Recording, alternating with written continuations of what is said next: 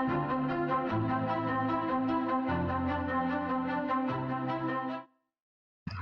Wiki Hunter, welcome to the Art of Photography podcast. This is episode 3. How exciting is that? So, I just want to wrap up a little bit and I want to talk about the interview that I just had with Paul Zizka.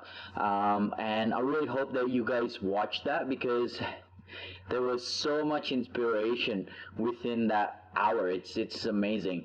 I literally have watched probably 3 to 6 times over. Not only while editing it, but also just watching it because it's so inspiring. There's so much wisdom in there. So highly recommend that you go back to episode 2 if you haven't watched it yet. But hope you guys are doing well.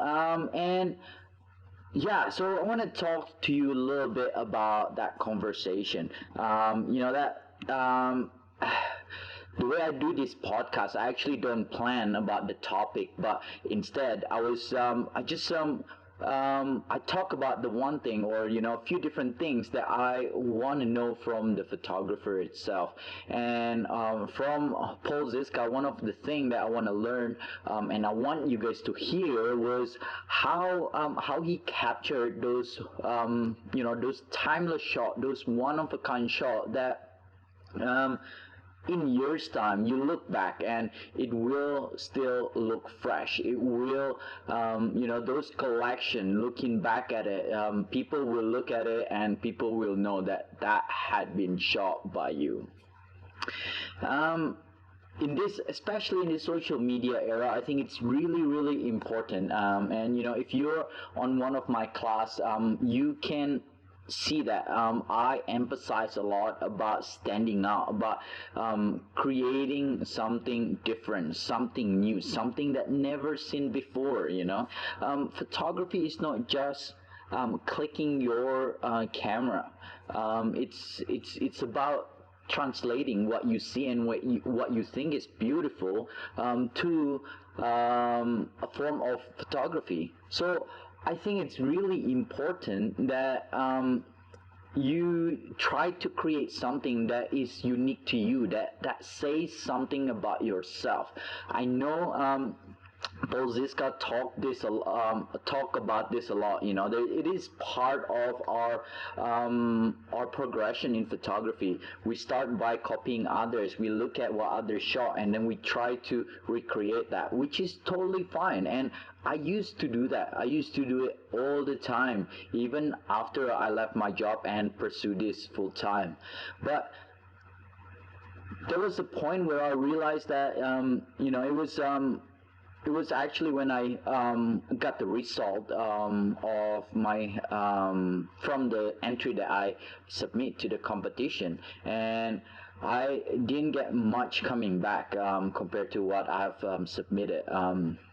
I can't even remember how many of my photos I've submitted and how many competition I've submitted, but I've only got the 2. Now, you might say, that's a good achievement, especially for the first thing.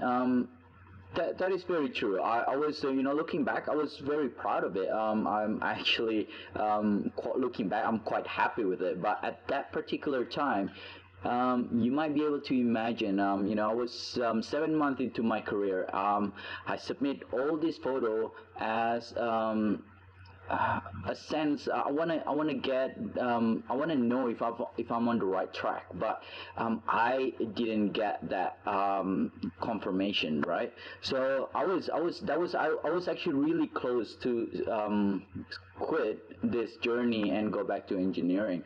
So yeah, I was lucky that I met someone who became a mentor and who point me on the right direction. He didn't spell it out or anything like that, but when we had that conversation and I asked him where am I lacking, it was really obvious to me. I was like, that's why I try to shot what everyone else does. And at that point, looking back, those two shots that I got or that I won, actually had that personality in it, so yeah, it's really important. So just going to my note here because there's so many amazing things. So Paul Zizka talk about, you start with that. You start with looking at what other people show and try to recreate that. And as part of that, you try so much that you can find one that fits you, that fits your personality. And what he said, which I think was very true, especially if if you start to fall in love with photography right away or already have, is that it's not sustainable to keep taking photo of what other people have taken, because at the end of the day we love photography because there was something about photography where you could express yourself. Paul Zizka said himself that he started photography as an outlet for creativity, and I think it's very important for that, for you to think about that, and for you to make sure that you don't forget that. He talked about, at the end of the day,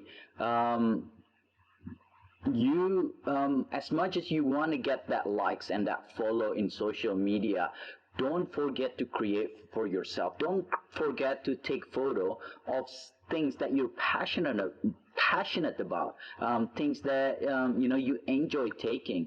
So yeah, even though you're out there, and you might be thinking about, okay, what photo will get most like, don't have that as the main focus, but instead try to master your photography so that you can take that popular shot very quickly, and then use the rest of your time to capture something that is you, something that is unique, a different perspective of that particular place.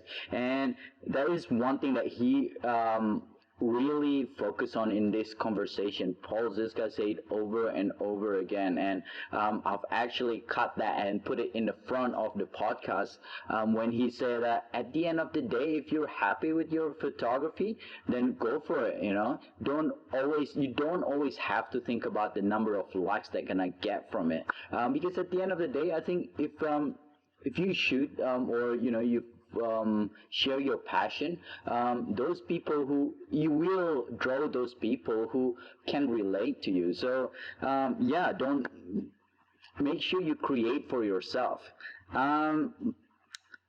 Let's see. So in here, he also talk about putting exploration ahead of photography, finding a fresh scenery. That is one of the reason why I love traveling, and one of the reason why I slow down my travel at the same time. So yes, I like to be able to see new perspective, but also being able to go deeper in that scenery or in that perspective is very important. Because at the end of the day, we get drawn through those things that are eye-catching, those things that are beautiful. And guess what? Everyone else get drawn into that. So as a photographer, and I say on the Wicked Hunt page, is that the mission of the Wicked Hunt is to find a fresh perspective. That's why I call it the Wicked Hunt. So you might be, going to a place that you've been there 1,000 times, but the hunt for the fresh perspective is what matters. It's Paul Zizka said there that it's okay to go back to those places, take the amazing sunset, fiery sky, but don't stop there. He said, why not get both? Why not go that extra length? You're already there. You already have amazing conditions. So why not go the extra length? And I totally can relate to that.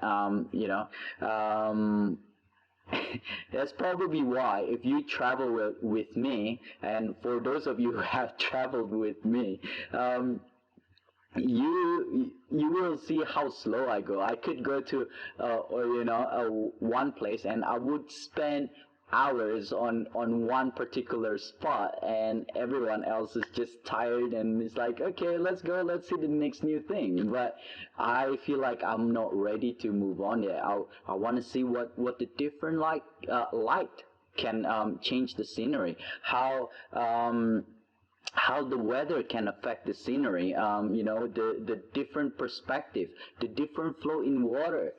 So condition is really important, and those conditions can create a fresh, not only photo but also experience, and at the end of the day what you shoot is what you experience. So I think it's important that you can convey that through your photography. um, yeah, so I think one last thing that I want to talk about here, just looking at my note, is that he talked about um, do taking photo that excites you, and this is going back a little bit to what I say about taking photo for yourself.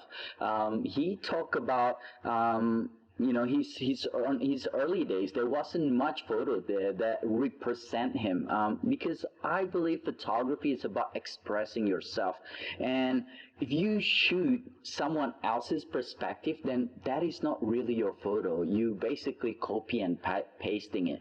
So the most important thing, the most important takeaway here is, use those as an inspiration and try to get your own twist of this. And Paul Zizka mentioned this over and over again. And at the same time, if you want to fall in love with photography, or if you started to fall in love with photography and you kind of burn out, it might be because you stop creating for yourself. You stop creating a photo that excites you, as Paul Zizka put it. So very, very important. Don't forget to have that perspective, because in order to create a unique perspective, you need to create something that is you. There is only one you. There are no other you. So if you want to create something that's different, that stands out, then follow your perspective, follow your eyes, follow your heart, your feeling, how the scenery makes you feel, how the scenery, how you want to convey the scenery or your experiences through your photography. All right, well, hopefully you enjoy that talk, or my blurb, I suppose. But make sure you go back to that second episode. There's just so much gem right in that podcast. Well, thank you very much, Wicked Hunters. And next guest that I have is, I'm not gonna reveal it just yet, but he's a master in fine art photography. So you definitely don't want to miss this one. And well, thank you very much, and don't forget to subscribe below and hit that bell looking button and turn on that notification, so that you get updates when I post fresh and new content. Till next time, Wiki Hunters, and hopefully you guys have a good weekend.